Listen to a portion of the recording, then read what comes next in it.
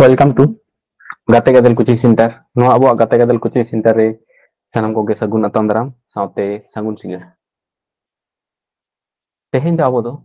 Train संक्रांत अंक विभिन्न चाकरी परीक्षा रे चेलकाना को न्यूरुआ विशेष करते माध्यमिक और एचएस लेवल ना उनकान लेवल ना क्वेश्चन को ना प्राथमिक धारणा तेहे मन करावा और किछु अंक को मन करावा ताले ओना बारे तेगे बोन चलो बोन नेल लेगे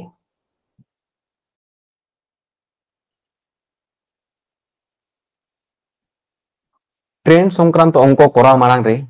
अब समय और दूरत्व टाइम एंड डिस्टेंस अंक को मन करावा कदा ओंडे कोन किछु अब सूत्र को बन नाम लेदा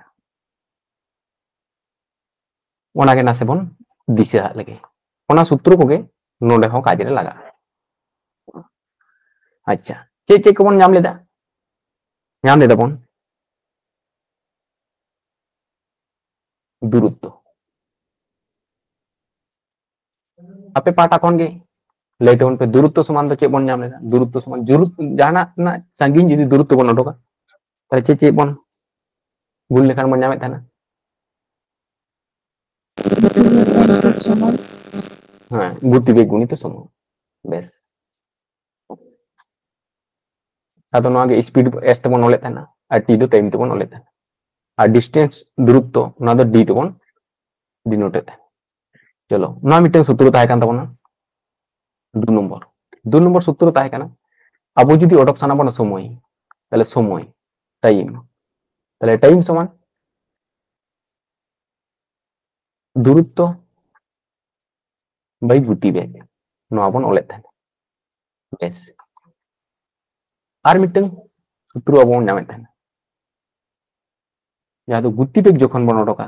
गति बेग ताले गति बेग जखन बन ओडंगे थाना तखन हुई कान थाना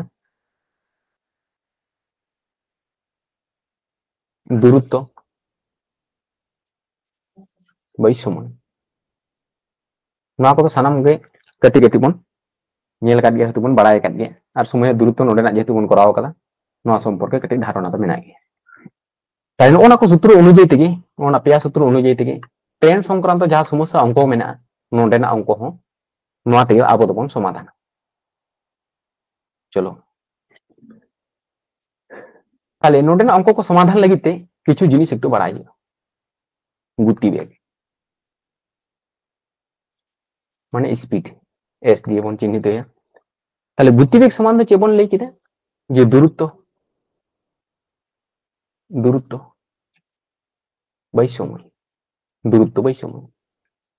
अच्छा अब जो दूरत्व बन साबा 1 किमी चलो और समय जुदी बन साबा 1 घंटा 1 आवर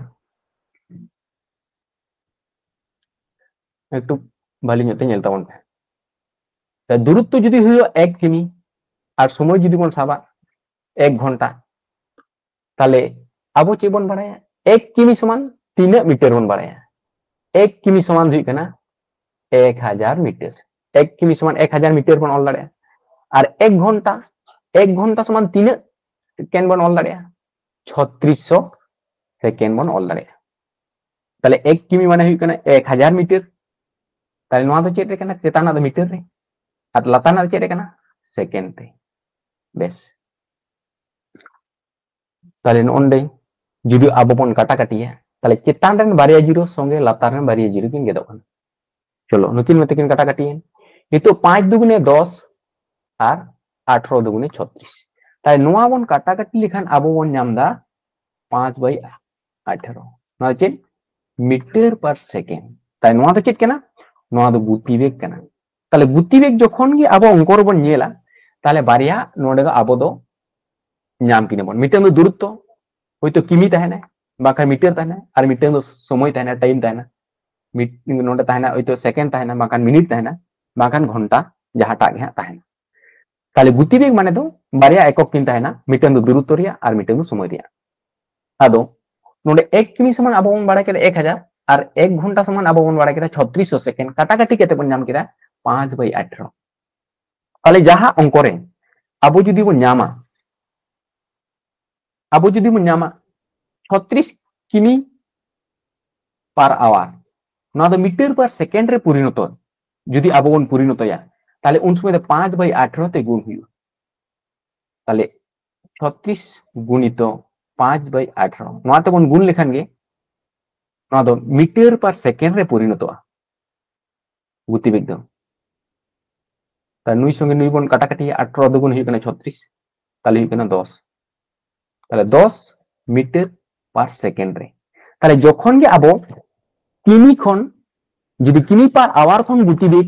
मीटर पर सेकेंड बन अगुया मीटर पर सेकेंड बन अगुया ताले 5/18 ते दिशा का ये गुण ताले 5/18 ते तो चेदा गुण कना 5/18 ते तो नो जे 1 किमी समान हुई कना 1000 मीटर और 1 घंटा समान हुई कना 3600 सेकेंड न मीटर पर सेकेंड बन परिणत कदा उना होते 5/18 ते गुण हुई कना ठीक है चेदा बन गुना जे किमी पर आवर खन मीटर पर सेकेंड हिजु लगे 5/18 ते तो चेदा गुण कना ओंडे काटाकाटी के जहां 5/18 नाम कना ओना होते ते नो दो गुण कना माने एकक एकक ते गुण लेखान के नो दो मिटिंग एकक बन परिणत कदा 1 किमी पर आवर नो एकक ते जहां तिना किमी बन जखन बन गुना तखन गे मीटर पर सेकेंड हिजु ताले ओना होते ते बन दिशा दो कामा मीटर पर सेकेंड माने किमी पर घंटा कन जखन मीटर पर सेकेंड बन हिजुआ उन समय दो 5/18 ते गुण हुई अच्छा चलो उनका के जुदी तावन पे ओंडे बन ओंडों केदा दे एक मीटर माने 1 किमी समान हुई कना 1000 मीटर और 1 घंटा समान हुई कना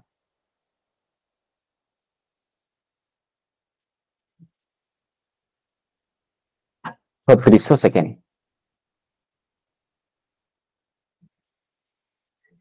sana ko pengen lemet takon ya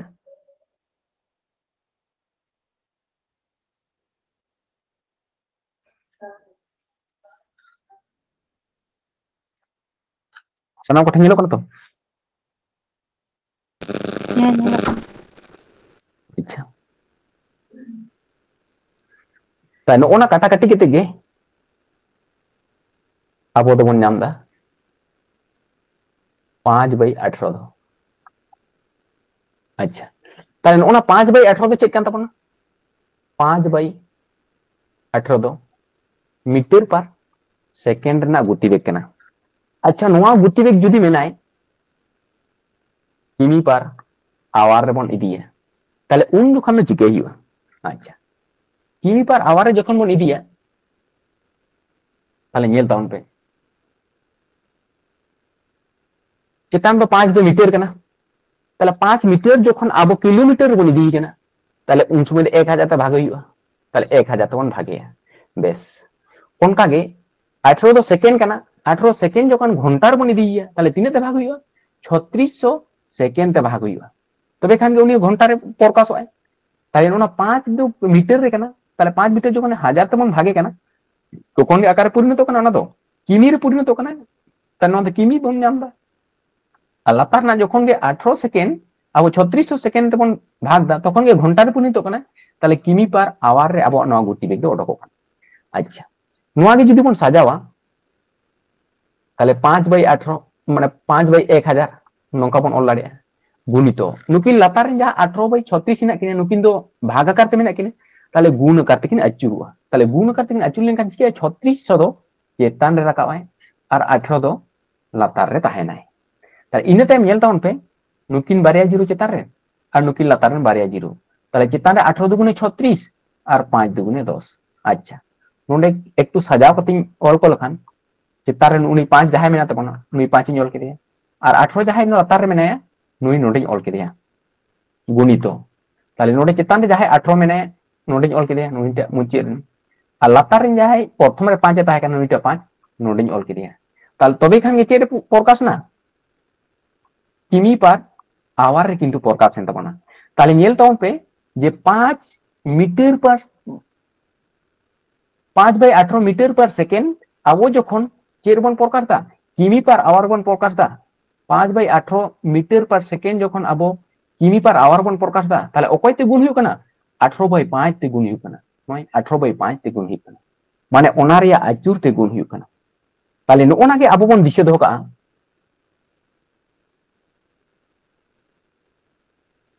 नोआ गे एरपर खन बन दिशा दोह का किमी पर आवर दो चेक कना लटू एकक कना ता लटू एकक खन हुडिंग एकक रे हिजुआ माने मीटर पर सेकेंड रे हिजुआ तखन दो हुडिंग ते चितान रे जहाय कना उनी ते गुनुआय माने 5/18 ते गुनु कना नियते गुनुआ जखन गे किमी पर आवर खन माने लटू एकक खन हुडिंग एकक सेन हिजु कना तखन दो 5/18 ते गुनुआ आर जखन नोआ रे खन अचुर सेते मीटर मीटर पर सेकेंड खन किमी पर आवर चला कना माने हुडिंग खन लटू सेने चला कना तखन दो लटू ite चितान रे माने 18/5 नोआ ते गुण हुआ शुधु नोआ कथा ते दिशा दोह काई जे किमी पर आवर रे जखन गतिवेग को ताहेना उन समय हुडिंग एकक सेन को हिजुआ तखन हुडिंग ite लटू माने चितान रे दो ताहेना माने 5/18 आर जखन हुडिंग एकक खन माने मीटर पर सेकेंड खन किमी पर आवर चला उन समय दो 18/5 ते गुण हुआ माने लटू ite चितान रे माने 18 दो चितान रे लटू गे आ 5 दो लातार रे नोआटा ते गुण हुआ ठीक गे नोडे हरी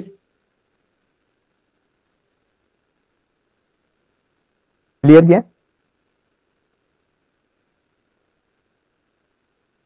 आशा करी नोडे बन बुझाव नाम कदा ताले किमी पर आवर खन मीटर पर सेकेंड प्रकाश और मीटर पर सेकेंड खन किमी पर आवर रे चेल काते बन प्रकाश ता नोआ नोडे अब बन बडाय केदा नोआटा कॉन्सेप्ट किंतु नोआ जिनिसटा अब दिशा दो होय तबन कारण नोआ समय रे लगा आदो अंको रे अब बन नेला उन समय चेल काते नोआ दो काजे लगा चलो नोआ दो तेहिन दो अब बन करा लगी दो कना ट्रेन संक्रांत अंको कना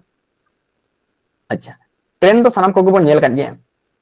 जाय इन दो नोआ दाग टिंग टना दा तो नोआ तो मने का तबन पे ट्रेन कना आ जुदी ट्रेन हुआ अच्छा मिटन नोडे इया खुंटी मेना से प्लेटफॉर्म दो मिटन टेलीग्राफ पोस्ट मेना ताले ओना दो खुंटी लिका कना ताले नोआ मेने तीर अतिक्रमाय अच्छा ताले नोंका खुंटी से mitten telegraph post mitten train तीर अतिक्रमाय जखन ओना आया दूरत्व जहां मेना ताया आया ट्रेन ना जहां दूरत्व दुर्घ मेना ताया ओना जखन नोडे मुचित ए सेटरोआ नोडे नोंका कते नोंका पारमो ताले तखन गे ओना दो आय दे अतिक्रम दाड़ेदा ताले एक्चुअली जहां टेलीग्राम पोस्ट से जहां मिटन खुंटी नोआ को जखन अतिक्रमा उन समय दो चेत ना दूरत्व अतिक्रमा ट्रेनेर दूरत्व अतिक्रमा ट्रेनेर दूरत्व किंतु उना क्षेत्र दो अतिक्रमा कारण खुंटी दिए दो कोनो दूरत्व दुर्घ को बनुआ ओना दो मिठेन तिंगु कना ताले नोआ खुंटी से नोआ टेलीग्राफ पोस्ट तीरे उनी ट्रेन पारम दा जखन आया दूरत्व क्रॉसदा माने आया दूरत्व जहां तिना संगीन मेना ओनाय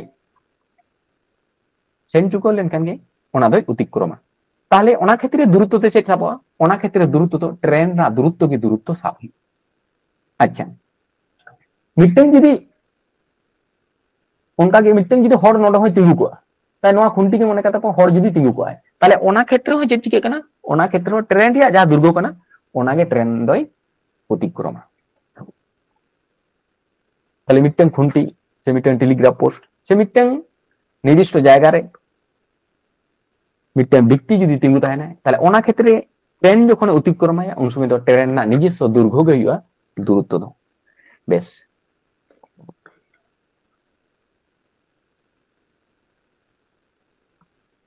नोआ दो मने कता बन पे ट्रेन कना चा नोआ ट्रेन मिटन प्लेटफॉर्म अतिक्रम दा प्लेटफॉर्म इने संगीन मेना ता नोआ प्लेटफॉर्म अतिक्रम दा मने कता बन पे ट्रेन रिया दुर्घ दो मेना 100 मीटर और नोआ प्लेटफॉर्म ना दूरत्व दो मेना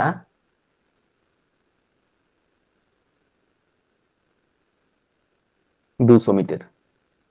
अच्छा नोना दूरत्व अतिक्रम ते ताले मेनदाय मिटन ट्रेन 100 मीटर संगीना जेलेኛ उनी 100 मीटर ट्रेन 200 मीटर दूरत्व प्लेटफॉर्म अतिक्रमा 200 मीटर प्लेटफॉर्म अतिक्रमा ताले एक्चुअली तीने दुर्घ अतिक्रम हिते नोडे लेते उन पसे उनी ट्रेन तीने दूरत्व अतिक्रम हिते ओना 200 मीटर प्लेटफॉर्म अतिक्रम ते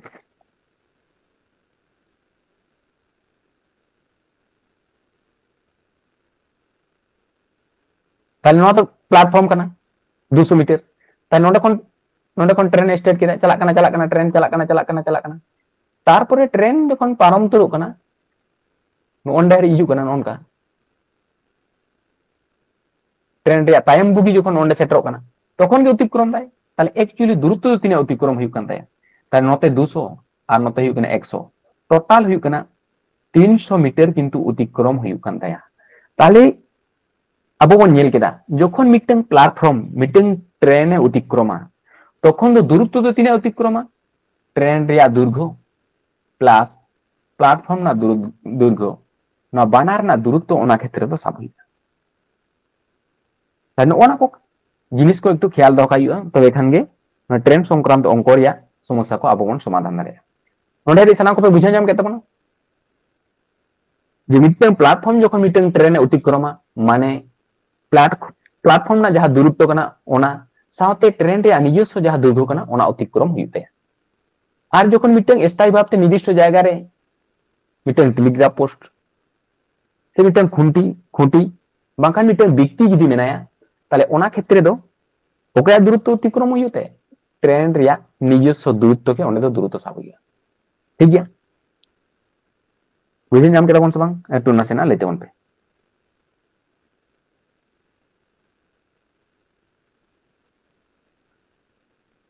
सानाम कठन क्लियर अच्छा ठीक गया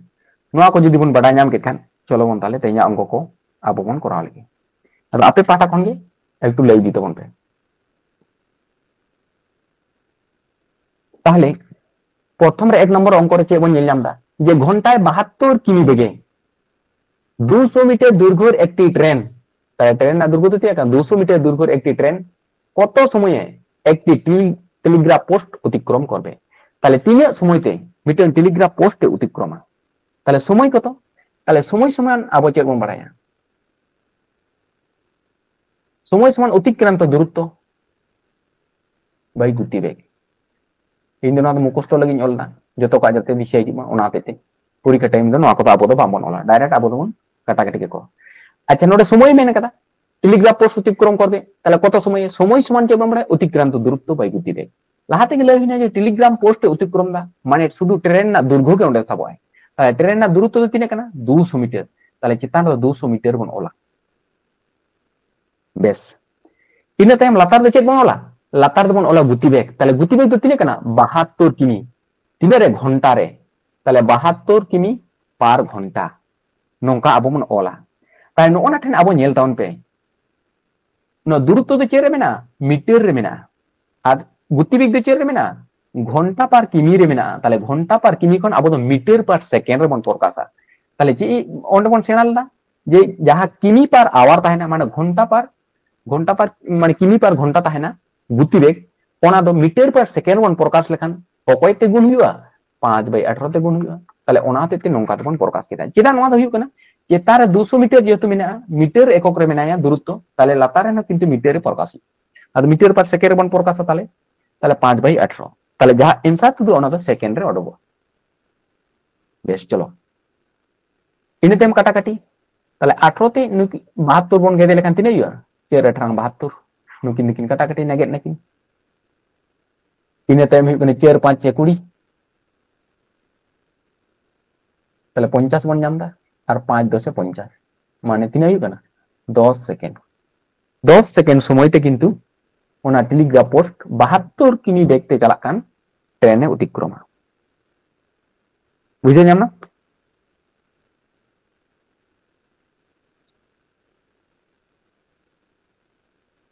जतक बन बुझे नाम केदा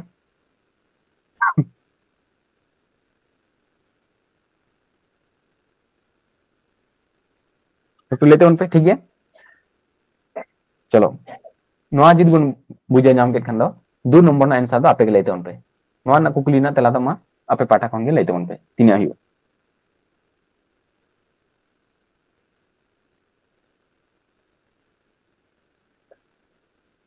कोराल की चेष्टा तो उन पे काटा सूत्र खावा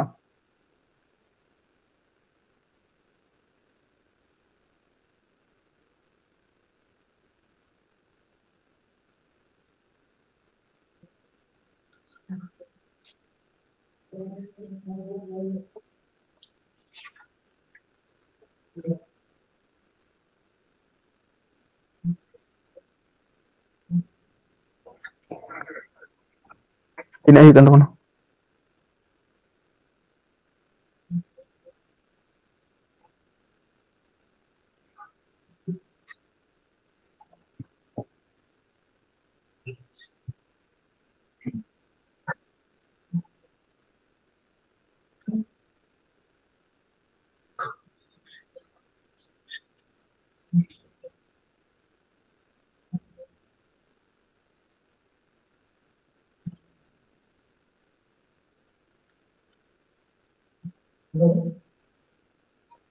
Ya undang kita.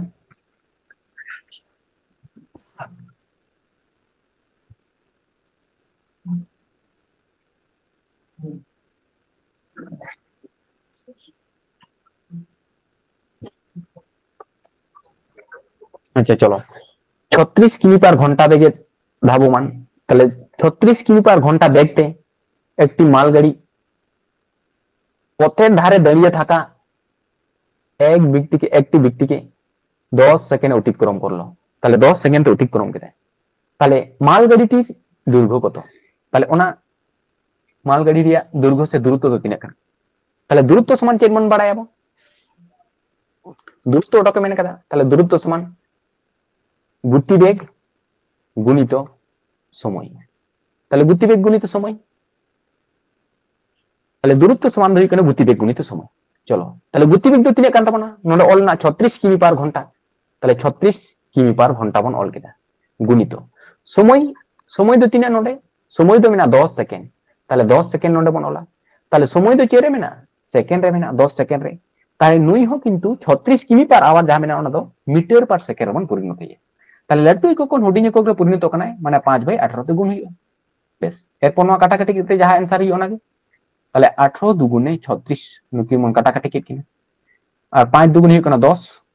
আর 9 10 সাথে আরো নুই 10 গুণवा তাহলে 10 দুসাং 100। তাহলে 100 মিটার হইयो ওই 100 মিটার হইयो কানা। তাহলে ট্রেন রে দৈর্ঘ্য দূরত্ব তো তিনে হইयो কানা 100 মিটার হইयो কানা।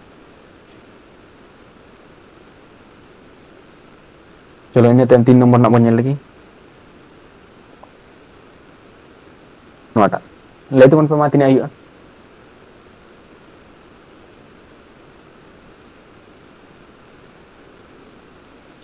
250 মিটার দৈর্ঘ্যের একটি ট্রেন একটি তাল গাছকে 5 সেকেন্ডে অতিক্রম করে। ট্রেনটির গতিবেগ কত?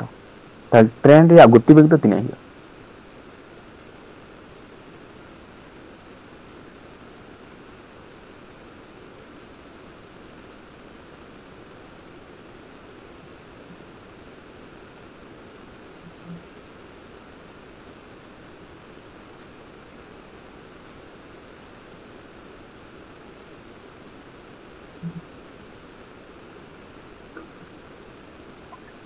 तिने हइयो काना लेते बन पे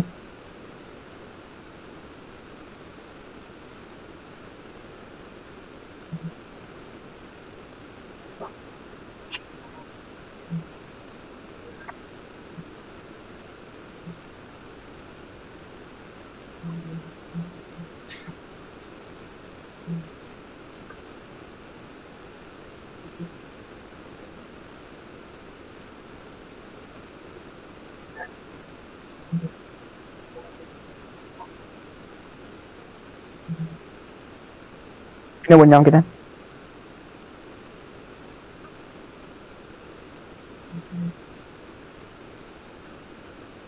चलो कल जहाँ तीन उडंग kan gaya आशा करी। তাহলে 250 মিটার দৈর্ঘ্যের একটি ট্রেন একটি তাল গাছকে 5 সেকেন্ড অতিক্রম করে। তাহলে মিটেন তাল গাছে অতিক্রম দা 5 সেকেন্ড। তাহলে দূরত্ব তো চেয়ে সাপন তো যে তাল গাছ স্থায়ী ভাবে মিটেন জায়গায় নির্দিষ্ট করা মেনা। তাহলে 250 মিটার যে দূরত্ব তাহলে গতিবেগ সমান চেক মন বাড়ায় আবো অতিক্রান্ত দূরত্ব মানে 250 মিটার পার বাই সময়। সময় তো তিনা 5 সেকেন্ড। তাহলে কিন কাটাকাটি কি নিও 5 5 25 তাহলে হিনো 50। তাহলে তিনে কেনা 50 মিটার পার সেকেন্ড। তাহলে গতিবেগ তো তিনে হই না 50 মিটার পার সেকেন্ড। चलो इन 4 नंबर ना अंक बन नेल लगे नोआ रे चे मेन दा 120 মিটার দৈর্ঘ্যের একটি ট্রেন 120 মিটার দৈর্ঘ্যের একটি ট্রেনের গতিবেগ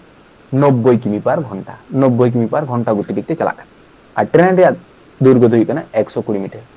মেন ট্রেনটি 230 মিটার দৈর্ঘ্যের একটি প্ল্যাটফর্ম অতিক্রম করতে কত সময় লাগবে তাহলে সময় সমান চেক বন বাড়ায় আবো সময় সমান বন বাড়ায় অতিক্রান্ত দূরত্ব মানে ডিস্টেন্স বাই স্পিড আচ্ছা ডিস্টেন্স নোটে দূরত্ব তো তিনে বন সাবা যে ট্রেন রিয়া দৈর্ঘ্য প্লাস প্ল্যাটফর্ম না দৈর্ঘ্য তাহলে কিন যোগ তাহলে 120 যোগ 230 তাহলে তিনে এখানে 0 5 আর 3 মানে 350 তাহলে দূরত্ব তো আবর্তমান সাবা 350 না তো মিটার রে মেনা তবনা তাহলে বই গতিবেগ তাহলে স্পিড তাহলে 90 নোডে বনলা তাহলে 90 তো চেরে বন পরিণত ইয়া যেহেতু নোয়া তো মিটার রে মেনা তবনা দূরত্ব তো মিটার রে তাহলে নই মিটার পার সেকেন্ড বন পরিণত ইয়া তাহলে মিটার পার সেকেন্ড পরিণত করতে গেলে 5/18 তে নলে চিকে ইয়া গুণ ইয়া ইনে তেম চেতনা তার কাটাকাটি তাহলে 18 আর 90 বন গেল লেখান 5 18 90 9 বন গেট কেনা বেশ চলো itu তো 5 7 35 0 মানে 70 হইবা আর 5 14 70 তাহলে তিন হই কেন 14 সেকেন্ড হই কেন তাহলে 14 সেকেন্ডে কিন্তু ওনা প্ল্যাটফর্মে প্রতিক্রমণ ঠিক আছে যাই কম আমরা বুঝে নিলাম আমরা এখান থেকে লইতে মনে 14 সেকেন্ড चलो इन्हें 5 नंबर ना अंक पर लगी नोटा लेते उन पे तीन आयु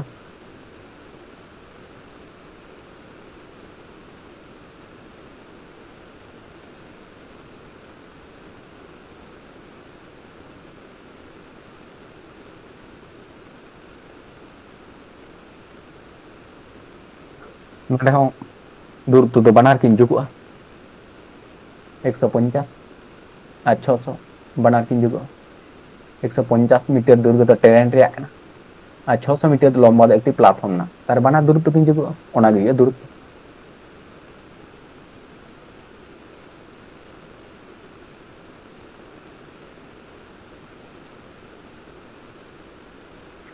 চলো কত সেকেন্ড সময় লাগবে তাহলে সময় সমান অতিক্রান্ত দূরত্ব তাহলে 150 আর 600 যোগ কি লিখান তিনে কি হই কেন 750 তাহলে দূরত্ব দহিন তখন 750 এরপর লাতার দেবন ওলা গতিবেগ তাহলে 50 কিমি পার আওয়ার মেনা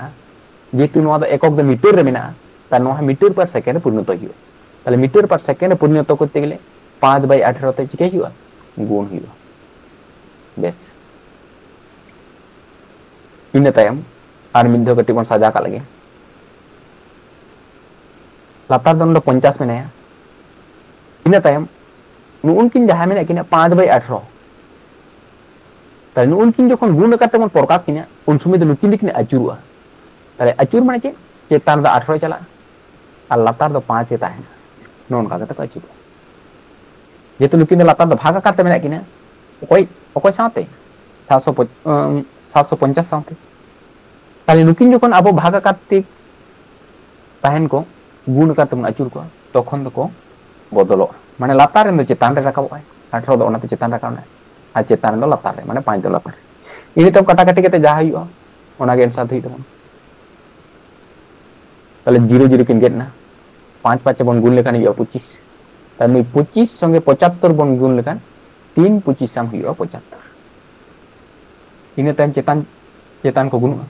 তাহলে 3 আর 18 গুণ লেখান 3 18 54 তাহলে 3 হইও না 54 সেকেন্ড কিন্তু সময় লাগা না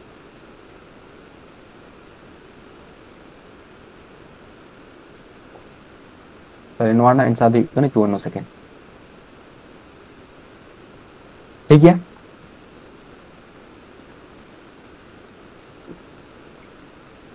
चलो 6 नंबर ना बन लगे 6 नंबर ना चेई लई केदा मेन एकटी अभिन्न गतिते चलमान एकटी ट्रेन 50 सेकेंडे 338 मीटर अतिक्रम करे एर गुति कत ना दो रेलवे ग्रुप डी क्वेश्चन करना ओंडे खन गिन हताव कदा जे একটি অভিন্ন গতিতে চলমান একটি ট্রেন 50 সেকেন্ডে 338 মিটার অতিক্রম করে এর গতি কত তাহলে গতি মানে গতিবেগ তাহলে গতিবেগ সমান অতিক্রান্ত দূরত্ব বাই সময় তাহলে অতিক্রান্ত দূরত্ব তিনা কেনা 338 আর সময় তো তিনা কেনা 50 সেকেন্ড তার নন্ডে খনগে মিটার পার সেকেন্ডে আবো গতিবেগ দেবন নামা চলো তাহলে 50 টা আবো 338 বন ভাগে তাহলে 338 যদি 50 টা বন ভাগে তাহলে 6 5 30 খান 300 হইবা হয়তো বন খাওয়া লেখান বিয়োগ লেখান 38 বন নামবে দশমিক বাখার আর মিটিং 0 বন খাওয়া দাঁড়ে এরপর 7 বন খাওয়া 7 5 35 মানে 350 হইবা 7 এখানে এরপর বিয়োগ লেখান তিনে কেনা 3 আর 0 এরপর দশমিক বাখার আর মিটিং 0 তাহলে হই কেনা 6 50 এ 300 তাহলে তিনে হই কেনা 6.76 মিটার পার সেকেন্ড হই কেনা গতিবেগ তাহলে নয় হই কেনা आंसर ठीक है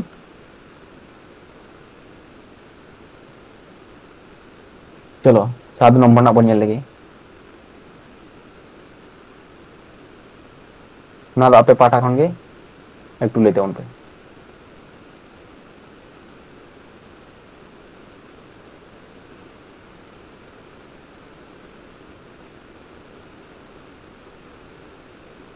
तो उनका 7 नंबर ना दो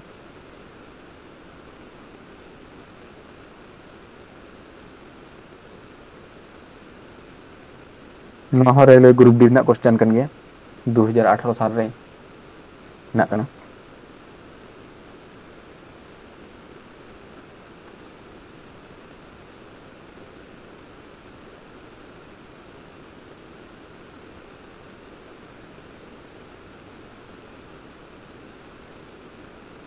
যে একটি ট্রেন ছুটছে 160 কিমি পার ঘন্টা বেগে এর দৈর্ঘ্য 180 মিটার একটি খুঁটি পার হতে ট্রেনের কত সময় লাগবে তাহলে সময় সমান হই কেন অতিক্রান্ত দূরত্ব বাই গতিবেগ তাহলে অতিক্রান্ত দূরত্ব মানে মিটার খুঁটি অতিক্রম দা খুঁটি অতিক্রম দা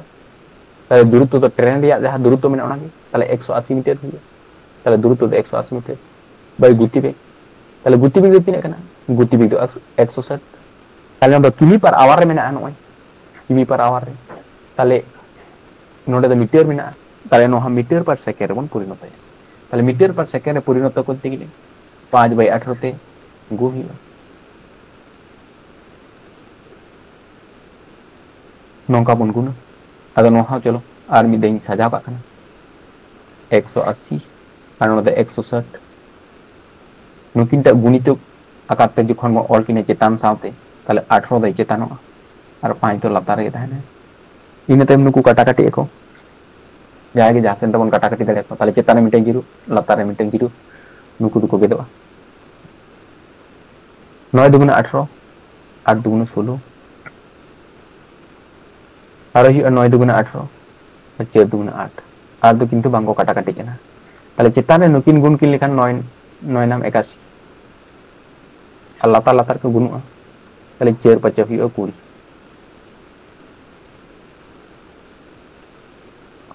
তাহলে 81 তো তো 20 তেমন ভাগা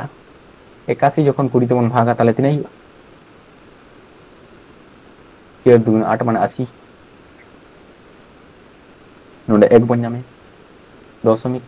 দশমিক বাকরা হই কানে 0 ভাগ যখন আরো বাই চালা কানা তখন তো দশমিক বাকরা মিটেন 0 মত তখন আরগো কাদি তাহলে আরো মিটেন 0 বাকরা নিতো তো আরো মিটেন 0 আরগো হি নো ওনা করগে অপশন রে उन समय दो भूल गो गया तो ओनाते आर मिटेन 0 बन आगो के तो 5 कुड़िया 100 हुआ তাহলে आंसर तो 3 হই কান তো না 4.05 सेकेंड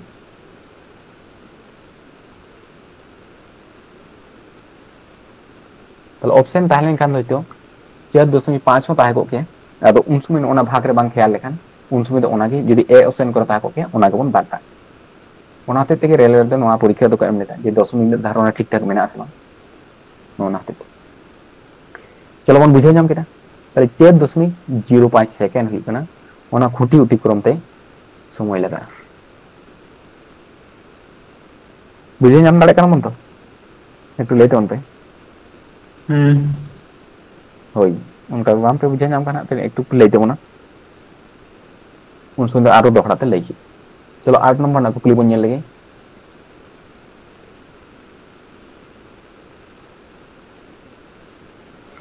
তাহলে চেন মেনা নোডে 800 মিটার দৈর্ঘ্য একটি ট্রেনের গতিবেগ 800 মিটার দৈর্ঘ্য একটি ট্রেনের গতিবেগ 78 কিমি পার ঘন্টা ট্রেনটি 1 মিনিটে একটি সুড়ঙ্গ অতিক্রম করলে সুড়ঙ্গটি দৈর্ঘ্য মিটারে কত তাহলে সুড়ঙ্গ রিয়া দৈর্ঘ্য তো তিনা কানা ওনাদে মিটার রে তাই ননকান ক্ষেত্রে রে চেলকা কত বন নাম चलो ट्रेन गतिवेग दो तीन 78 किमी पर घंटा ट्रेन गतिवेग दो 78 किमी पर घंटा 78 किमी पर घंटा अच्छा नोडे चे मेन करा दूरत्व मेन करा डिस्टेंस दूरत्व समान अब तो चेक बन बाड़ाया speed into time speed into time बन बाड़ाया अच्छा ओनाते ते स्पीड संगे अकोय गुण गुणबन टाइम बन गुण ताले समय नोडे दो तिना मेना 1 मिनिट किंतु समय दे मेना ताले 1 मिनिट जखन समय मेना तखन 78 किमी पर आवर दो किंतु अब दो 5/18 ते बाम बन गुण कारण 5/18 ते बन गुण लेखन ओना दो मीटर पर सेकेंड रे समय दो सेकेंड रे साबो आय ताले समय मत अब दो नोडे दो नोआ दो बांग कान नोडे समय दो 1 मिनिट कना ताले मिनिट रे प्रकाश हुई ताले 78 किमी पर आवर जखन अब मिनिट रे बन प्रकाशा तखन दो 78 गुणित 1 किमी समान हुई कना 1000 मीटर और 1 घंटा समान हुई कना 60 मिनिट ताले नोनाते उन समय दो किंतु गुण हुई माने 1000/60 ते ओना क्षेत्र दो गुण हुई मीटर पर सेकेंड क्षेत्र रे 5/18 दो प्रयोज्य ओना क्षेत्र गे नोआ दो लगा यदि मिनिट रे को ताहेना उन समय दो 1000/60 कारण 1 घंटा समान अब बन बाड़ाय 60 मिनिट और नोडे दो 1 किमी समान बन बाड़ाया 1000 मीटर ताले ओना हते ते नोंडे जहां स्पीड मेना नोना स्पीड जायगा दो तिने बनला 78 गुणित 1000/60 नोआ दो स्पीड हुई तबना इनटू टाइम नोडे समय ताले टाइम दो तिने कना नोडे 1 मिनिट ताले टाइम 1 मिनिट नोडे मने इने टाइम चलो काटा काटी ताले चेतान रे 0 मीटर और लातारे 0 मीटर मुचे मुचे 0 को ताले कान चेतान लातार को गेदो बेस एरपर 6 संगे 78 जुदी बन गेदा ताले 6 तेरा 78 हुई ताले चेतान रे जखन बन गुण को 13 गुणित नोडे 100 माने 1300 हुई ताले 1300 मीटर किंतु ओना ट्रेन रे चला कना तिनेते 1 मिनिट ते चला कना ताले 1 मिनिट ते चला कना 1300 मीटर ताले मेने सुरंगटी दूरत्व कत ताले 1 मीटर रे जहां अतिक्रम कदा ओना दो अकोय अतिक्रम कदा ट्रेन आया निजस्व दुर्घ ओना हो अतिक्रम कदा साथे सुरंग रिया दुर्घ ओना हो अतिक्रम कदा ताले बानार गे अतिक्रम कदा ताले बानारा जोगफल गे हुई कना 1300 ताले सुरंगटी दुर्घ दो तिना कना ताले ट्रेन रिया दुर्घ बन बात के ताले 800 नोडे खन बन बात के तबे खान जहां सारिज ताहेना ओना गे सुरंग रिया दूरत्व ताहेना ताले 500 मीटर दो हुई कना किंतु सुरंग रिया दुर्घ ताले 500 मीटर हुई कन तबन आंसर बुझे ना जे अब एना रे बन नेल कदा जहां प्लेटफॉर्म से सुरंग को से जहां तिना ओना ना दुर्घ मेना ओना जखन अतिक्रमा ताले उन समय ट्रेन रिया निजस्व दूरत्व ओना साथे ओना सुरंग से प्लेटफॉर्म करेना दूरत्व है अतिक्रमा ताले आज 1 मिनिट ते अतिक्रम दाय ताले 1 मिनिट ते जहां दूरत्व चलाव कना ओना रेदो मेसा मेना ट्रेन रिया दुर्घ और सुरंग रिया दुर्घ ताले ओना मोड दो ताहे कना 1300 मीटर ताले 1300 मीटर खन जखन ट्रेन रिया दुर्घ बन बात का कना ताले अकोय बन नामे कना सुरंग रिया दूरत्व बन नाम ताले 500 मीटर दो किंतु हुइना सुरंगटी दुर्घ चलो 9 नंबर अंक बन नेल लगी যে 90 কিমি পার ঘন্টা বেগে ধাবমান একটি ট্রেন 250 मीटर लंबा একটি প্ল্যাটফর্ম কে 22 সেকেন্ডে অতিক্রম করে তাহলে 22 সেকেন্ডে অতিক্রম দেয় ট্রেনটির দৈর্ঘ্য কত মিটার তাহলে ট্রেনটির দৈর্ঘ্য হইব না কত মিটার তাহলে নোয়া ওনা লেখা কেমন করাবা যে 90 কিমি ঘন্টা বেগে ধাবমান একটি ট্রেন 250 মিটার লম্বা একটি প্ল্যাটফর্ম কে 22 সেকেন্ড অতিক্রম করে তাহলে ট্রেনটির দৈর্ঘ্য কত তাহলে আগে বন ওডকা যে 22 সেকেন্ডে তিনা চালাক কানা তাহলে সেকেন্ড রে যখন মেনা তাহলে 90 কিমি পার আওয়ার না মিটার পার সেকেন্ড বন পরিণত হয় তাহলে মিটার পার সেকেন্ডে পরিণত করতে গেলে কি 5/18 তে গুণ হইবা নোয়া দো চেদ হইন তাবনা নন্ডে খন নোয়া দো হইন তাবন স্পিড তাহলে দূরত্ব মানে কেন বন বাড়ায় স্পিড ইনটু টাইম তাহলে স্পিড ইনটু টাইম তাহলে নন্ডে খন নন্ডে তো 90 গুণিত 5/18 দো হইন তাবন স্পিড টাইम दो तीन कान टाइम दो 22 सेकेंड তাহলে 22 সেকেন্ড বললা নতুন গুণ করে লিখে টোটাল দূরত্ব বন জামা যা দূরত্ব দো প্ল্যাটফর্ম না দৈর্ঘ্য আর ট্রেন রিয়া দৈর্ঘ্য মেশা থাকে না তাহলে চলো চেতান লাতার গেট 5/18 নতুন মন গেট কেট কিনা ইনে টাইম 5/5 নতুন নতুন হই কিনা 25 তাহলে কিনা 25 গুণিত 22 না গুণ লেখা হই কিনা 25 দুগুণ 50 0 আর 25 দুগুণ 50 55 মানে কিনা 550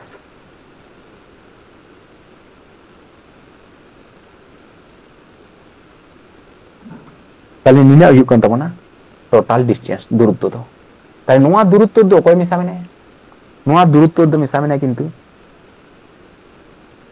ট্রেন রিয়া দৈর্ঘ্য নোনা 250 মিটার और 250 মিটার লম্বা दा প্ল্যাটফর্ম না দৈর্ঘ্য কোন তাহলে ট্রেনটির দৈর্ঘ্য তো কিনা হইবা তাহলে 250 তো নোয়া খন বাদ কাই 250 নোয়া খন যখন বন বাদ কা দিয়া মানে প্ল্যাটফর্ম যখন বন বাদ কা দিয়া তাহলে যাহা সারিত তাহে না ওনা তো কই কেনা ওনা তো ট্রেন রিয়া দৈর্ঘ্য কোন তাহলে ওনা তো হইবা ট্রেনের দৈর্ঘ্য তাহলে ট্রেনের দৈর্ঘ্য তো তিনা হইবা 00 বিয়োগ করলে 300 মিটার তাহলে 300 মিটার কিন্তু হইবা না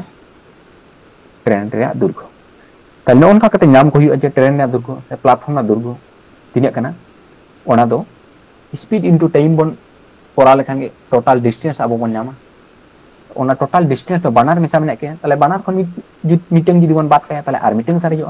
tale onka ke 250 meter lomba platform jokhon bon biyog kariya tale baki jaha sare na 300 meter ona do train ya durgo kon chalo ine time 10 number na bon nyel lagi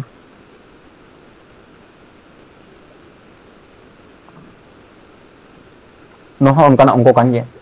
noha to tahe na homework ape pe nyel tabona ina hi pan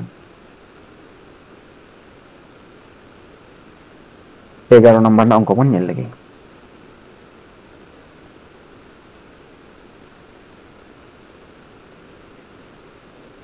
নাম করেছে এলাই কেটা যে 140 metre দৈর্ঘ্য একটি ট্রেনের গতিবেগ 40 কিমি পার ঘন্টা ট্রেনটি বিপরীত দিক থেকে 40 কিমি পার ঘন্টা বেগে এগিয়ে আসা 160 মিটার দৈর্ঘ্যের একটি ট্রেনকে কত সময় অতিক্রম করবে তাহলে তিনে সময়ের অতিক্রম হয় আবো টাইম আর ডিসটেন্স অঙ্ক করা যখন আবো নেলেন যখন বিপরীত পাটাখন বার হড় কে নিজুआ से बारिया ट्रेन के निजुआ से जाना के निजुआ जहां तिना गतिवेग के निजुआ ओना क्षेत्र दो आकिन परस्पर अतिक्रम ते दो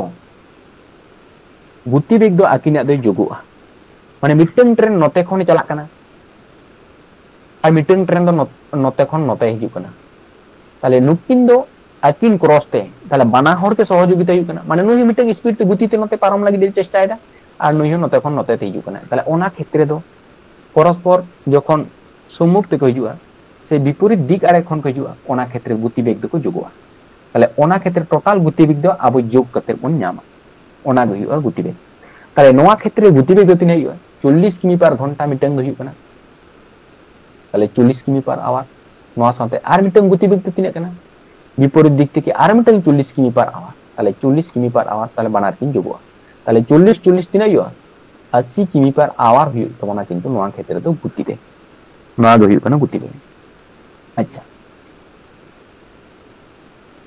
তাহলে কত সময় অতিক্রম করবে তাহলে সময় সমান চেট বন বাড়ায় সময় সমান টাইম সমান অতিক্রান্ত দূরত্ব বাই গতিবেগ তাহলে অতিক্রান্ত দূরত্ব দো ননে দো অকয় তাহলে বানা ট্রেন রে দৈর্ঘ্য কে হিউ কান থেকে অতিক্রম কারণ মিটার ট্রেন যখন নতে খনে চালাক কানা আর মিটার নতে খনে হিজুক কানা তাহলে নুকিনা দূরত্ব পরস্পর আকিন কিন অতিক্রম তবে গানি যেতে আকিন দो পরস্পর কে অতিক্রম কানা তাহলে বানা হড়া দূরত্ব কিন্তু নড়ে দে যুগ থাকে তাহলে 140 মিটার দৈর্ঘ্য আর হইব কানা 160 মিটার তাহলে টোটাল দূরত্ব দো তিনা হইবা 140 আর 160 তাহলে বন যোগ লেখান হইব কানা 300 মিটার তাহলে 300 মিটার হইব কানা দূরত্ব তাহলে টাইম সমান অতিক্রান্ত দূরত্ব তাহলে অতিক্রান্ত দূরত্ব দো হইব কানা 300 মিটার ওনা লাতা তে বন অল দাড়িয়া যে গতিবেগ তাহলে গতিবেগ দো হইব কানা 80 নোয়া দো কিমি পার আওয়ার রে মেনা তাহলে মিটার পার সেকেন্ড রে আবো বন পরিণত তাহলে মিটার পার সেকেন্ড রে পরিণত করতে গেলে চেতে গুণ হইবা 5/18 তে গুণ হইবা চলো তাহলে 300 गुणित नुकिन किन अचूर लेन खान 18 दे चेतान राखा 80 दो नोडे के ताहे ना और 5 दो नोडे के ताहे तला काटा काटी नुई और नुई किन के दो 5 6 3 हुई कना 5 6 30 नोडे बन के दड़े 8 संगे तो सरासरी नुकिन दो बाकिन के दो कना माने कटी कटी ते के गेरी ताले कना 3 दुगुने 6 और 4 दुगुने 8 बेस एरपर 9 दुगुने 18 और 2 दुगुने 4 ताले चेतान दो हुई कना 3 9 27 और लातार दो हुई कना 2 ताले 2 ते 27 बाकी हुई माने 13.5 हुई 13 दुगुने 26 और हाफ हाफ करते एक ताले 13.5 माने 13.5 हुई कना सेकंड ताले 13.5 सेकंड हुई कना आंसर तो ठीक है ताले विपरीत पाटा कोन जखन ट्रेन को हिजुआ ओना क्षेत्र रे आकिना गतिवेग दो किंतु जोगुआ नोडे जेमन मन जोग केदा 40 और 40 जोग लेखान दो इकना 80 আর যাহা দূরত্ব ওনা হ বানা ট্রেন या দূরত্ব যোগুয়া কারণ বানা ট্রেন যখন পরস্পরকে অতিক্রমা মানে বানা ট্রেন না দৈর্ঘ্য কি তো অতিক্রম করা তাহলে ওনাতে তে দূরত্ব তো ট্রেন রিয়া দৈর্ঘ্য হ বানা কি যোগুয়া ওনাতে তে বানা যোগ করতে পারে নাম কে 140 আর 160 যোগ করতে এখানে 300 আর লাতা দো গতিবেগ বন অল কেদা 80 কিমি পার আওয়ার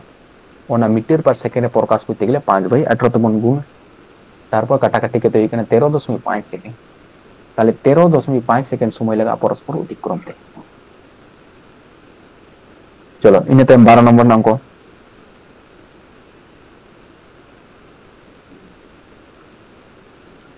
নবন মেল লাগে যে দুটি ট্রেন একই দিকে পরস্পরের অভিমুখে তাহলে বানা হড়া গতিবেগ একই গিয়া মিট গিয়া পরস্পরের অভিমুখে এগিয়ে চলেছে মানে নহা অনকাগে মিটার দো নতে চালা কানা আর মিটার দো নতে দিই কোনা পরস্পরের অভিমুখে মানে मुखोमुखी की निजुक हर दो मिटन ट्रेन दो नते चला खान और मिटन ट्रेन दो नते हिजुक यदि प्रतिटी ट्रेने दৈর্ঘ্য তাহলে প্রতিটি ট্রেনের দৈর্ঘ্য যখন 120 মিটার এবং তারা পরস্পরকে 12 সেকেন্ডে অতিক্রম করে তাহলে পরস্পরকে 3 সেকেন্ডে অতিক্রম করে 12 সেকেন্ড অতিক্রম করে তবে প্রতিটি ট্রেনের গতিবেগ কিমি পার ঘন্টায় কত তাহলে প্রতিটি ট্রেনের গতিবেগ দো কিনে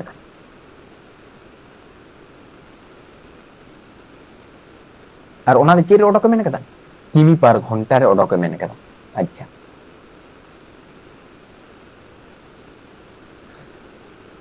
তাহলে अब स्पीड समान चेक बन बढ़ाया नोडे तो गतिवेग ऑर्डर कमे ना तो ताहले गतिवेग स्पीड समान चेक बन बढ़ाया स्पीड समान अब बन बढ़ाया डिस्टेंस बाय टाइम बेस तार नोडे ना डिस्टेंस तो तिने कान तमना तिने अतिक्रम बा जेतु मिटन ट्रेन नते को हिजुक कना तार नुई ट्रेन ना दৈর্ঘ্য আর মিটন ট্রেন নতে কোন হিজুক কনা পরস্পর অতিক্রম মানে ট্রেন রিয়া দৈর্ঘ্য অতিক্রম কনা তাহলে যদি প্রতিটি ট্রেনের দৈর্ঘ্য 120 মিটার তাহলে বানা ট্রেন রিয়া দৈর্ঘ্য কি 120 কেতে তার নুইয়া 120 মিটার আর নুইয়া 120 মিটার নোয়া কি দূরত্ব তো টোটাল তাহলে 240 হিজুক কনা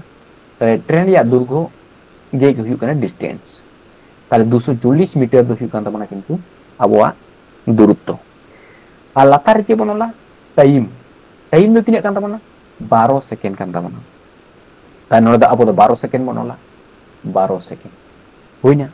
ता नोआ दो चेद रे जखन गतिवेग मन ओडा चेद रे नामो ना दो मीटर पर सेकेंड रे नामो ना दूरत्व माने गतिवेग दो चेद रे नामो मीटर पर सेकेंड रे कारण 240 दो मीटर रे कना और 12 लातार में दो सेकेंड कना ताले गति बेग दो चेरे ᱧᱟᱢᱚᱜ ᱠᱟᱱᱟ मीटर पर सेकेंड रे ᱧᱟᱢᱚᱜ ᱠᱟᱱᱟ मेनखान गति बेग ओडोके मेन ᱠᱟᱫ ᱵᱚᱱᱟ किमी पर आवर रे माने किमी पर घंटा रे ताले तिने ते गुण हुआ एकटु लay तबन पे तिने ते बन गुण किमी पर आवर बन चला कना जखन मीटर पर सेकेंड खन हुडिंग को लटू को समन चला कना ताले तिने ते गुण हुआ 18/5 ते ताले किमी पर घंटा से मन चला कना हुडिंग एকক खन मीटर पर सेकेंड खन किमी पर आवर से मन चला कना माने 18/5 ते इन टाइम चलो बन काटा काटी के तिना हुआ कना 12 दुगुनी 24 और नु जीरो तो तहन गया ता नोडे कुड़ी बन नाम केदा एपो 5 चेरे कुड़ी 5 चेरे अब बन नाम केदा कुड़ी ताले चेर 18 बन गुण लेखान तिना हुआ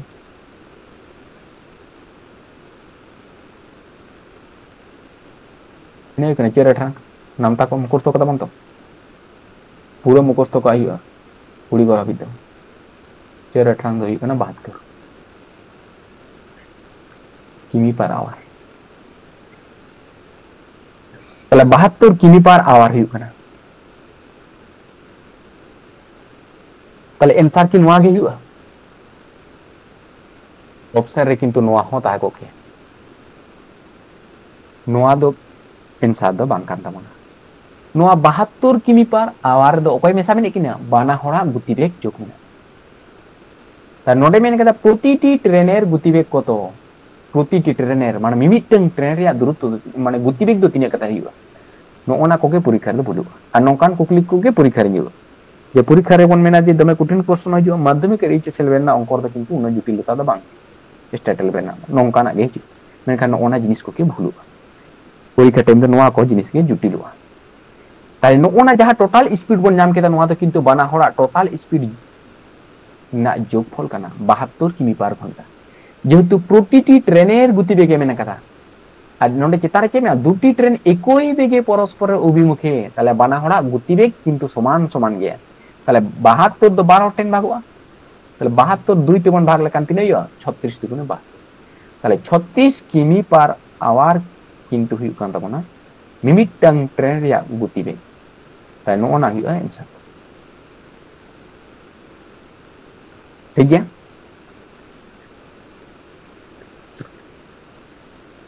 तेना को बुझे नाम करा परीक्षा टाइम करे ओना को जिनिस को के ख्याल दो को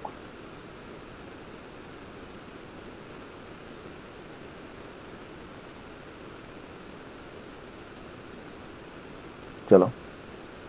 इन टाइम 13 नंबर ना अंक बन लगी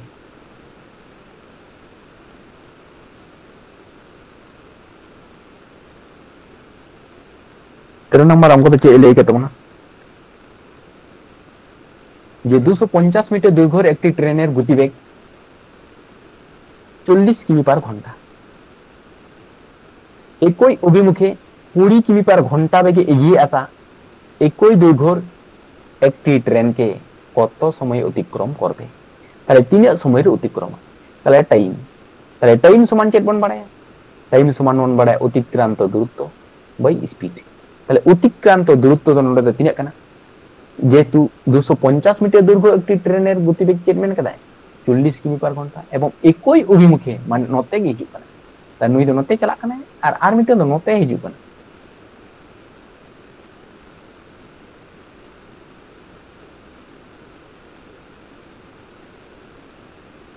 এগিয়ে আসায় মেনে কাদা একই অভিমুখে 20 কিমি পার ঘন্টা বেগে এগিয়ে আসা নোয়া রেলে গ্রুপ ডি না কোশ্চেন কান গে dan onde ekoi অভিমুখ abon nyel lekhan je equation gi kin chalak kana onka ona do bang kana question ko kintu berja nyok ge tahena center level na jokhon ko translate ka se english ko bangla te un sumoi on kana gokuli ko berja nyok tahena ona kore kati bang ko buju makhan none ekoi অভিমুখী তাই me singing chalak kana bang je ekoi অভিমুখী এগিয়ে আসাই লাই কেদা মানে হিজুক kana তাহলে একই দৈর্ঘ্যের একটি ট্রেনকে তাহলে বানা হড়া দৈর্ঘ্য কিন্তু একই গিয়া তাহলে মিটার 250 আর মিটার 250 তাহলে বানা হড়া দৈর্ঘ্য তো তিনই kana जोग लेकिन कन 500 ही তাহলে ওনার দূরত্ব তো হিন্দো না 500 হয় এটা টাইম তাহলে স্পিড তো কি বানা হড়া স্পিড তো কিন্তু যোগ তাহলে বানা হড়া স্পিড যখন মন যোগা তাহলে মিটার তো হিউ কানা 40 আর মিটার তো হিউ কানা 20 তাহলে বানা হড়া যোগ লেখান স্পিড তো তিনই kana 60 हुई ताले 60 दो चेर बन नाम दा किमी पर आवर रे कान तबना ताले मीटर पर सेकेंड बन पुटिनते मीटर पर सेकेंड माने बन बाडाय आबो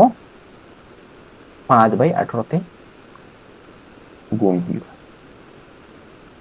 चलो इन तायम बन काटा काटिया चेताना जीरो संगे लाताना जीरो नुकिन किन गेदना इन तायम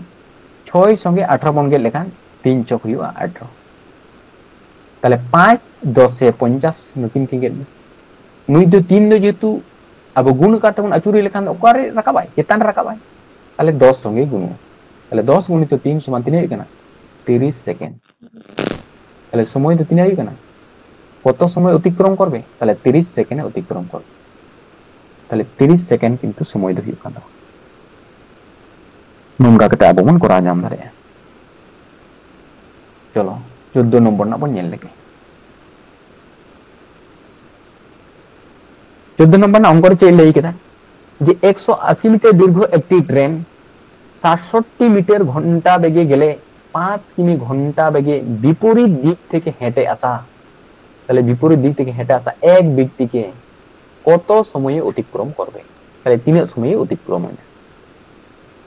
তাহলে ট্রেন দো নতেতে হিজুক কানা আর হর দো নতেতে হিজুক কানা আচ্ছা তাহলে কত সময় অতিক্রম করে উত্তর চে মেনা কত সময় অতিক্রম করে তাহলে টাইম ওডকে মেনা তাহলে টাইম সমান চেত বন বাড়ায়া ডিস্টেंस बाय स्पीड ताई नोआ क्षेत्र डिस्टेंस दो तीन बन साबा दूरत्व दो तीन बन साबा जेतु नुई दो व्यक्ति केनाय नोआ रे व्यक्ति केनाय ताले नुइया तो कोनो दुर्घ तो बनु ते से दूरत्व तो बनु ते नुई दो मिटन खुंटी लेके ताले दूरत्व दो हुआ ट्रेन रे या दूरत्व के ताले 180 मीटर गे नोडे दो दूरत्व दो बेस गुति बेग तिने हुआ जेतु नुई तो ट्रेन नते खने चला कान और नुई व्यक्ति हो नते खने हिजुक काना ताले अतिक्रम रे व्यक्ति हो गड़वाय काना कारण उनी हर हो स्पीड तेके चला काना ताले बाना होड़ा स्पीड जुकुआ ताले 67 किमी और नोडे दो काना 5 किमी नुकी मुजुग लेकेन तिने काना 72 किमी 72 किमी पर आवर हुई काना गुति बेग चलो ताले नोडे बन ओला 72 जेतु चितार रे मीटर मेना ताले नुई हो मीटर पर सेकेंड बन परिणत या माने 5/18 ते गुण इन तेम काटा काटी ताले 18 ते जखन 72 बन गेदिया 4 18 72 इन तायम नुकिन जदि बन गेट किना 2 दुगुने 4 और 90 दुगुने 180 चलो 2 45 दुगुने 90 और नुई 5 में नया और 45 में नया ताले 5 9 45 ताले तीन हुई कना 9 सेकेंड हुई कना ताले 9 सेकेंड समय रे उनी व्यक्ति तो किंतु उनी ट्रेने अतिक्रम है ठीक है आ पिया अंक मेना को तबे खान को पूरा हिजुक कान तबन तहेन दो ठीक है चलो बन ताले 15 नंबर ना अंक बन नेल लेगे ओना को अंक खन नोडे दो कटिक गन नासे ना एक ओना खन एडवांस ना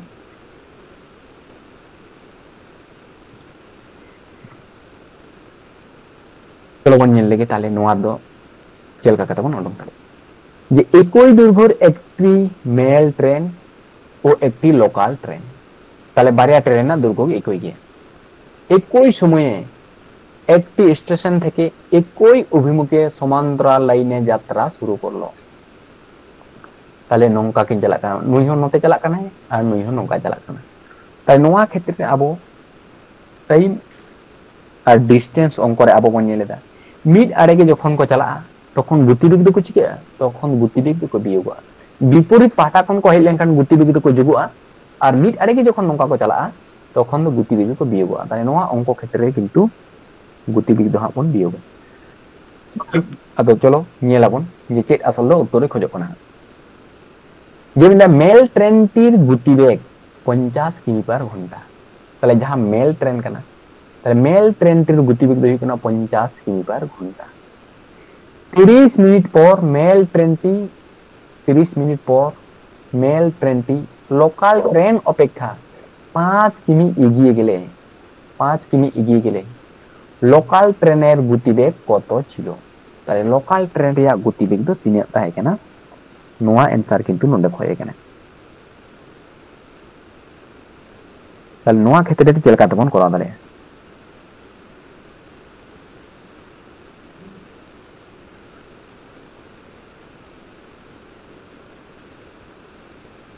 তাহলে আবো ñel taon pe যে ওনা বানা হড় কে মেনে একই সময়ে কিন চালাক কানা, একই সময়ে একটি স্টেশন থেকে একই অভিমুখে সমান্তরাল লাইনে যাত্রা শুরু করে। তাহলে মিড সময় কি রেগে কিন যাত্রা কিন স্টার্ট কাদা, এতব কাদা কিন। তাহলে যখন হুয়ুগ কানা 30 মিনিট পর, তাহলে বানা হড় কে 30 মিনিট দিকিন অতিক্রম কাদা। তাহলে 30 মিনিট পর মেল ট্রেনটি লোকাল ট্রেন অপেক্ষা 5 কিমি এগিয়ে গেলে, তাহলে 5 কিমি তো লাহা কানা। অকয় লাহা কানা? মেল ট্রেনে লাহা কানা। তাহলে নিশ্চয়ই মেল ট্রেন না গতিবেগ দো কিন্তু বাড়তি গিয়া। তাহলে মেল ট্রেন টির গতিবেগ जो 50 কিমি পার ঘন্টা মেনা, নুই দো লোকাল ট্রেন খন গতিবেগ দই বেশি গিয়া, ওনা থেকে তো লাহা কানা। আচ্ছা, তাহলে আবো ñel taon pe meeting train নুই হন নতে চালাক কানাই আর মিটং ট্রেন নুই হন নতে চালাক কানাই। তাহলে গতিবেগ যখন আকিন সমান সমান গিকিন তাহেনা, তাহলে তো সমান সমান দূরত্ব গিকিন অতিক্রম। সমান যদি গতিবেগ কিন তাহেনা, তাহলে সমান সমান দূরত্ব কে কিন্তু আকিন অতিক্রম। তাহলে ওনা 5 কিমি যাহা দূরত্ব অতিক্রম কেদা, বাড়তি অতিক্রম কেদা। তাহলে ওনা 5 কিমি দূরত্ব অতিক্রম তে উনি যাহাই বাড়তি গতিবেগ কান তায়া, উনিয়া তাহলে 5 কিমি অতিক্রম তে তিনা গতিবেগ লাগাও কানা, নোয়া আবো বন অডকা। তাহলে গতিবেগ সমান চেদ বন বাড়ায়া? গতিবেগ সমান ডিস্টেন্স মানে डिस्टेंस बाय टाइम बन बढ़ाया, डिस्टेंस बाय टाइम। তাহলে 5 কিমি দূরত্ব যাহাই অতিক্রম কাদা, তাহলে 5 কিমি দূরত্ব তো চিকেতে অতিক্রম করে, মানে যাহা আয়া বাড়তি গতিবেগ কান তায়া, তাহলে ওনা বাড়তি গতিবেগ তে অতিক্রম করে। মানে হানি লোকাল ট্রেন না যাহা গতিবেগ কান তায়া সে, লোকাল ট্রেন না গতিবেগ খন ওনা 5 কিমি দূরত্ব যাহাই অতিক্রম কাদা, ওনা বাড়তি গতিবেগ তে অতিক্রম কাদা, তবে তো লাহাই চালাও কানা। তাহলে ওনা গতিবেগ তো তিনে কান তাই, ওনা গতিবেগ যেমন আবো বন অডকা। তাহলে গতিবেগ সমান হই কানা ডিস্টেন্স বাই টাইম। তাহলে ডিস্টেন্স তো তিনে কানা, তাহলে দূরত্ব তো নদে হই কানা 5 কিমি। আচ্ছা, সময় তো তিনে কানা, সময় তো কিন্তু নদে তিনে কানা 30 মিনিট কানা। তাহলে সময় তো তিনে 30 মিনিট, তাহলে লাতার দবন ওলা 30। তাহলে গতিবেগ তো নদে দিতে কিমি পার আওয়ার রে মেনা, মানে ঘন্টা রে মেনা। তাহলে লাতার নুই 30 মিনিট কানা সে, নুই 30 তো 30 বন ভাগিয়া, তবে এখান কে তো ঘন্টা বন নামে। মিনিট যখন ঘন্টার বন পরিণত কোয়া, তাহলে চিকে হিউয়া 30 তে ভাগ হিউয়া। তাহলে ওনা হতে নোয়া দো ঘন্টার বন পরিণত কে। তাহলে নোয়া না দো গতিবেগ তিন হিউয়া, নিনা কিমি পার আওয়ার হিউয়া। এরপর কাটাকাটি, তাহলে চেতার নুই 30 আর নুই 60, 30 দুগুণ হিউয়া 60, মানে 1/2 হিউয়া। তাহলে 5 সঙ্গে যখন নোয়া দো গুণ ভাগ আকাতে মেনা, তাহলে গুণ আকাতে রাকাল কান চেতান দো 2 অলো আর লাতার দো 1, মানে 2 অলো। 1 দো বাং অল রে ঠিক है, লাতার দো বাং অল কোন। তাহলে 5 দুগুণে 10 কিমি পার আওয়ার। তাহলে 10 কিমি পার আওয়ার গতিবেগ দো কিন্তু বেশি গিয়া। অকয়া বেশি গিয়া? মেল ট্রেন দো বেশি গিয়া। অকয় কোন বেশি গিয়া? লোকাল ট্রেন কোন বেশি গিয়া। ওনা থেকে 10 কিমি দূরত্ব দো আজ অতিক্রম করে। তাহলে 10 কিমি যখন নুইয়া বেশি গিয়া, তাহলে লোকাল ট্রেন দো গতিবেগ দো 10 কিমি দো কম গিয়া। তাহলে মেল ট্রেন গতিবেগ যদি হিউয়া 50 কিমি পার আওয়ার হিউয়া, তাহলে লোকাল ট্রেন না গতিবেগ দুইয়া 10 কিমি কম, 10 কিমি পার আওয়ার কম। তাহলে 10 মন বিয়োগ কা, তাহলে তিনে হিউয়া 40 কিমি পার আওয়ার হিউয়া। তাই নোনা হিউক কান তখন आंसर। একটু বুঝাই ñam না সে বাং, একটু লই তাম পে নোয়া তো বুঝো না একটু বিষয় কেন বাংখান তো কাটি বাম বন বুঝ ñam দাঁড়ায়। যত কথা একটু ক্লিয়ার ño না সে বাং একটু লই তাম বাংখান আরো দহড়া তিন লইয়া।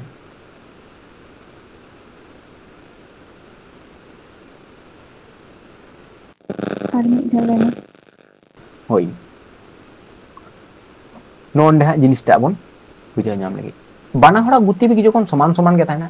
তাহলে সমান সমান গে কিন অতিক্রম, সমান সমান গে কিন চালা, সমান সমান গে কিন চালা। মেনখান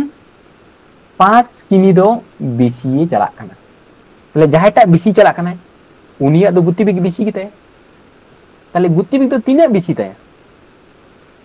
ताले ओना गति बेग तो तीना बेसी ताया ताले 5 किमी जेहेतु ओना बेसी गति बेग ते अतिक्रम करा मने कथा बन पे नुइया हो गति बेग कान ताय 40 और नुइया कान ताय 40 माने 1 घंटा रे 40 किमी चला काना नहीं हो और 1 घंटा रे 40 किमी चला काना 1 घंटा रे 40 किमी निकेतिन चला दी केना ताले 5 किमी नोडे दो मिड ओडा मेंदा बेसी अतिक्रम कराय 5 किमी बेसी अतिक्रम कराय ताले 5 किमी जखन बेसी अतिक्रम कराय ताले उनी तो निश्चय ओना बढ़ती गतिवेग ते अतिक्रम कराय जे आर मिटन ट्रेन ना जहां दूरत्व कानते ओना खन बढ़ती गतिवेग जहां कानते ओना ते अतिक्रम कराय ताले ओना बढ़ती गतिवेग दो तिने ताले बढ़ती गतिवेग गे नोनका कते बोन न्यामा ताले गतिवेग समान अतिक्रांत दूरत्व बाय टाइम ताले बढ़ती गतिवेग अब अटक दाबन ताले बढ़ती जहां दूरत्व माने 5 किमी बेसी संगिनी चलाव काना बाय समय ताले तिना समय ओना द अतिक्रम काना ताले समय दो हुयु काना नोडे 30 मिनिट ताले अब दो घंटा रे अडक हुई तो माने किमी पर घंटा 5 मात्र किमी रे मेनाय ताले ओना ते उनी दो बामन परिणत हइया माने 5 दो किमी रे मेनाय आ 30 जखन मिनिट मेनाय ताले घंटार बन परिणत लेखान उनी दो साइड ते बन भागे ताले काटा काटी कते को हइना ना 10 किमी बन नाम केदा नोआ 10 किमी दो चेक बन नाम केदा 10 किमी दो बढ़ती गति बन नाम केदा 10 किमी दो हुई कान ताया बढ़ती गति बे ताने ओना बढ़ती गति बेग तेगे आज ये चलाओ काना 5 किमी दूरत्व ताले जखन लोकल ट्रेन खन नोआ दो बढ़ती गति बेग कान ताया मेल ट्रेन ना दो ताले लोकल ट्रेन ना गति बेग दो तिना कान ताया 10 दो कम गेते ताले नुइया जखन 50 हुआ 50 किमी पर घंटा ता नुइया दो निश्चय 10 दो कम गेताया 10 दो कम गेताया ताले ताले तिना हुई काना गति बेग दो 40 किमी पर घंटा हुई काना ताले आर मिटन ट्रेन ना गति बेग दो हुई कान ताया 40 किमी पर घंटा एकटू ओंडे आ नेल दाउन पे ये 10 किमी पर घंटा नो ओना जे 10 किमी पर घंटा चलाव काना नो दो तिने रे चलाव काना मिड घंटा रे चला काना ताले 10 किमी पर घंटा चला काना मिड घंटा रे 10 किमी चला काना तिने रे 1 घंटा रे अच्छा लई तो पे 5 किमी दो तिने समय रे चलाए 5 किमी दो तिने समय रे चलाए नोंडे बन नाम केदा 10 किमी पर आवा माने मिड घंटा रे 10 किमी चला काना 1 किमी चला काना माने 10 किमी चला काना 1 घंटा पे ताले 5 किमी दो तिने समय ते चलाए लई तो 5 किमी दो तिने समय लगावे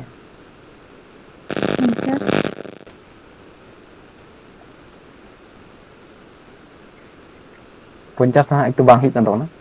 एकटू साधारण ᱧᱚᱜ ते हिसाब तोन पे जे जहां गे 10 किमी चलाते मिड घंटा समय लगावाय काना ताले उनी 5 किमी चला ताले समय तिना लगावाय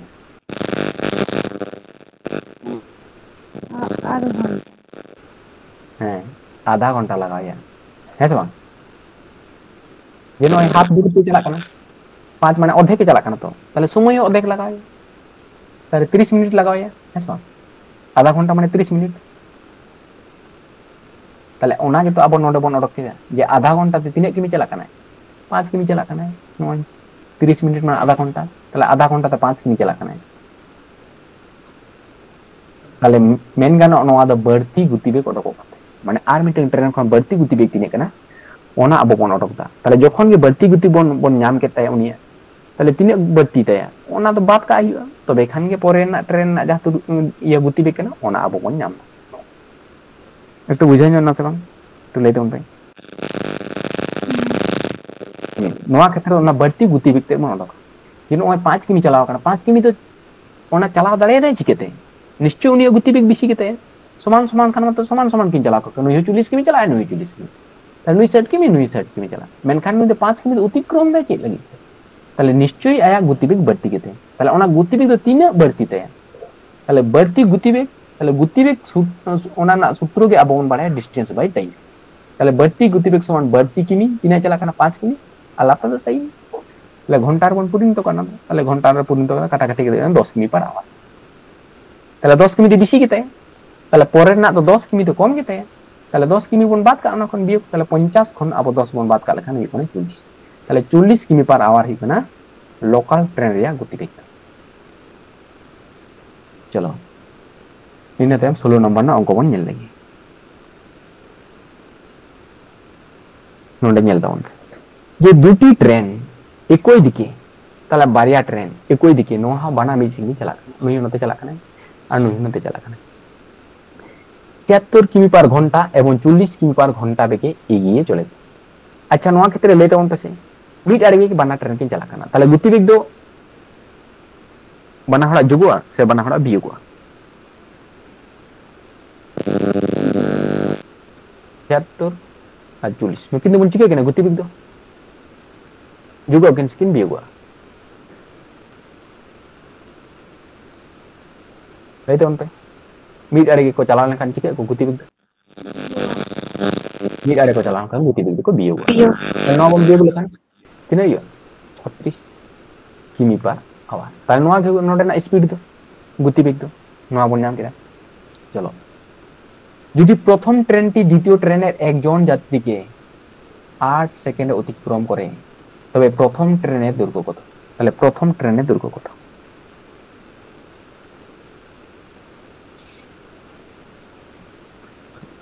চলে কেনা যদি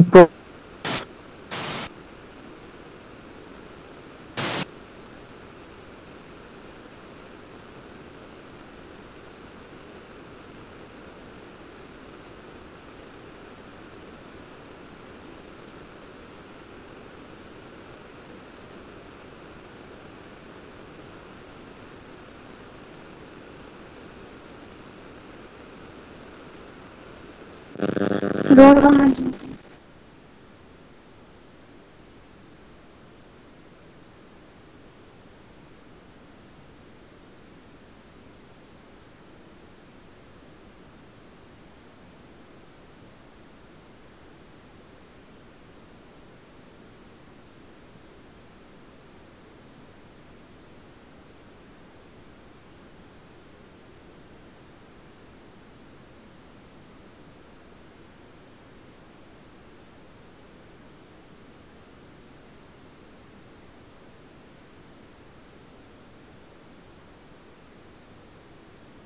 ये गतिवेग दो हुई कान ताबना ताहले नोडे बियोग कते। अच्छा তাহলে নোডে চেক বন ñel কেদা একজন যাত্রীকে, তাহলে মিট হল মানে মিট হল ব্যক্তি মিটেন অতিক্রমে কেনা, তাহলে ব্যক্তি অতিক্রমে কেনা মানে নিশ্চয়ই অনা সময় তো আয়া ট্রেন না নিজস্ব গতিবেগে অতিক্রম মানে নিজস্ব না দূরত্ব অতিক্রম দা, তাহলে ডিসটেন্স সমান আবো চেক বন বাড়ায়া, ডিসটেন্স সমান বন বাড়ায়া স্পিড ইনটু টাইম, তাহলে স্পিড তো তিনে কানা, স্পিড তো নোডে আবো ñam কেদা 36 কিমি পার আওয়ার, তাহলে 36 বন ওলা, তাহলে সময় তো টাইম তো চেক মেনা তাবন ñel তাবন সেকেন্ড রে মেনে, তার নুই হো কিন্তু মিটার পার সেকেন্ড বন পরিণত হই মানে 5/18 তে গুণ হবন, তবে জানি যে নোয়া তো নুই 8 সেকেন্ড সঙ্গে বন গুণ দাঁড়ে যায় না, তাহলে 8 সেকেন্ড তো চেক কেনা টাইম কেনা, তার নোয়া বন গুণ লেখান গে কিন্তু ট্রেন রে দৈর্ঘ্য আবো বন ñam না। তাহলে আবো যখন ওনা গতিবেগ যখন বন বিয়োগ কেদা ওনাতে আর মিটন ট্রেন না দূরত্ব গতিবেগ দো কিন্তু উনি তো বাদ কানা, উনি না দূরত্ব তো বাদ কানা, ওনাতে উনিয়া তো দূরত্ব তো নদে বাই ñamo, তাহলে যাহাটা দূরত্ব ñamo ওনা তো উনি ব্যক্তি যাহে অতিক্রম করে যাহাটা ট্রেন উনিয়া দূরত্ব কে নদে বন ñamo। তাহলে চলো কাটাকাটি, তাহলে 18 দুগুণ হুই কানা 36 নদে বন কেটে, তাই নোয়া গুণ লেখান তিনে 5 দুগুণে 10 আর 10 সঙ্গে 8 গুণ গুণ লেখান হুই 80, তাহলে 80 মিটার হুই কান তাবনা ওনা ট্রেন রিয়া দূরত্ব। তাহলে প্রথম ট্রেনের দৈর্ঘ্য তো তিনে কানা 80 মিটার, আর উনি প্রথম ট্রেনে 8 সেকেন্ড সময় লাগাও কাতে দ্বিতীয় ট্রেন ব্যক্তি অতিক্রম তে, তাহলে নোয়া নোয়া স্পিড ইনটু টাইম নডে বন যদি গুণ গুণ তাহলে ওনা তো প্রথম ট্রেন রিয়া মানে দূরত্ব কে অডকবা, তাহলে 80 মিটার কে অডকবা, তাহলে 80 মিটার হুই কান নোয়া না आंसर। ठीक है चलो আর মিটাং না 7 নম্বর না অঙ্ক বন ñel তেহnya নোয়া দো মুচে দঙ্ক। তাহলে দুটি ট্রেন বিপরীত দিক থেকে যথাক্রমে 30 কিমি পার ঘন্টা এবং 24 কিমি পার ঘন্টা গতিবেগে আসে,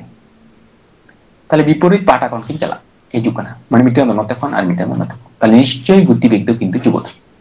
তাহলে 30 কিমি আর 24 কিমি তাহলে যোগ লেখান তিনে হই কানা 54 কিমি পার আওয়ার আবো বন ñam কেদা গতিবেগ। মানে যদি প্রথম ট্রেনটি দ্বিতীয় ট্রেনের একজন যাত্রীকে 6 সেকেন্ডে অতিক্রম করে তবে প্রথম ট্রেনের দৈর্ঘ্য কত? তাহলে প্রথম ট্রেন রিয়া দৈর্ঘ্য তো তিনাই দিতে হবে। তাহলে সেম টু সেম ওনাটা অঙ্ক লেখাগে। তাহলে 54 গুণিত নয়া তো মিটার পার সেকেন্ড বন পরিণত चेदा बन परिणत नोडे टाइम किंतु 6 सेकेंड में ना ओना हते থেকে পরিণত হইতো তাহলে 5/18 তখন গুণ মিটার পার সেকেন্ড তে পরিণত লাগিতে আর গুণিত 6 সেকেন্ড নয়া কাটাকাটি তাহলে 3/18 54 3 5 15 আর 15 সঙ্গে যখন 6 গুণ গুণে 6 পড়া 90 তাহলে 90 মিটার হইউ কান দাবনা প্রথম ট্রেনের দূরত্ব। বুঝে ñama se bang একটু লাই তাউন pay তেহি ñam ko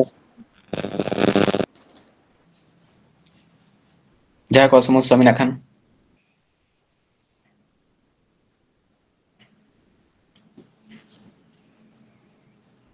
sana kon বুঝে ñam ka to তেহি অঙ্ক ko